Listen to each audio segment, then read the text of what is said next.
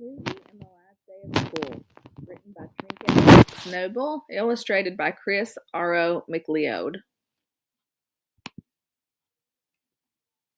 Lizzie loved school. First, she loved nursery school. Then Lizzie loved kindergarten even more. She loved the smell of new books and her little desk. She loved hearing the happy voices at playtime. She loved seeing the bright artwork in the halls, and the cool water from the drinking fountain always tasted the best. In fact, Lizzie loved everything about school. But when the last day of kindergarten came, Lizzie was sad.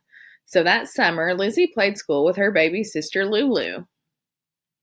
Now, Lizzie was going to be a big first grader. Your first year of school, said Mom, proudly handing her a new pencil case. Your first year of school, said Dad, proudly handing her a new backpack. Even baby Lulu gave her a new giant box of crayons. Yippee, thought Lizzie, a whole year of school. On the first day of school, Lizzie's teacher printed her name on the board in big letters, Miss Giglien. But you can call me Miss G, she smiled. This is my first year of teaching, and you are my first class. Let's make this the best year of school ever. Yippee, thought Lizzie. Even Miss G said it was a whole year of school. That fall, the librarian, Mrs. Reed, gave them the Centipede Reading Award because they read 100 books. Everyone called them Miss G's Little Reading Centipedes. Lizzie brought home lots of books for Lulu. That winter, Mr. Mussel, the gym teacher, taught them how to hop, skip, and jump to fast music. Even Miss G joined in. Jump back, everyone, laughed Mr. Mussel. Here come Miss G's jolly little jumpers. At home, Lizzie showed Lulu how to hop, skip, and jump.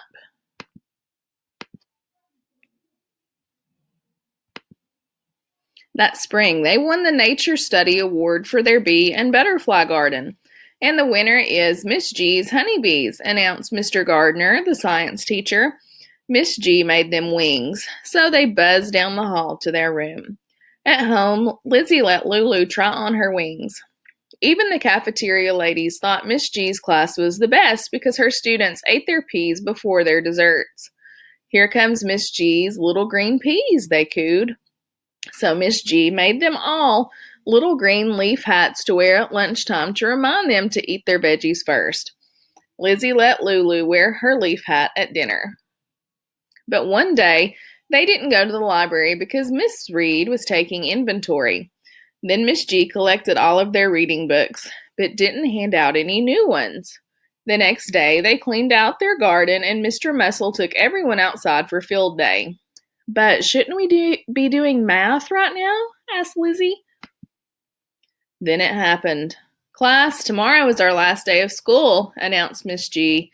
It will be a half day and we will be cleaning out our desks, so please bring a big bag or box. All the kids cheered. Yippee, they shouted. Tomorrow is the last day of school. But Lizzie didn't cheer. Lizzie didn't shout yippee. Lizzie just frowned. That night, Lizzie was very sad. Tomorrow is the last day of school, she cried. Not even a whole day, just a half. Look, said Mom, trying to cheer her up. Baby Lulu is bringing you chalk. She wants you to write the ABCs for her. But Lizzie was too sad to play school with baby Lulu. The next morning, Lizzie's school was bursting with happy noise. In no time, everyone's desks were cleaned out. Everyone hugged and waved goodbye. Everyone ran out the door. Everyone except Lizzie. Lizzie was the last one to leave. She didn't even hug Miss G goodbye. But halfway home, Lizzie stopped. This can't be the last day, she demanded. It was supposed to be a whole year of school. So Lizzie sneaked back just to make sure. Besides, she wanted to give Miss G a hug. School papers littered the sidewalk and parking lot.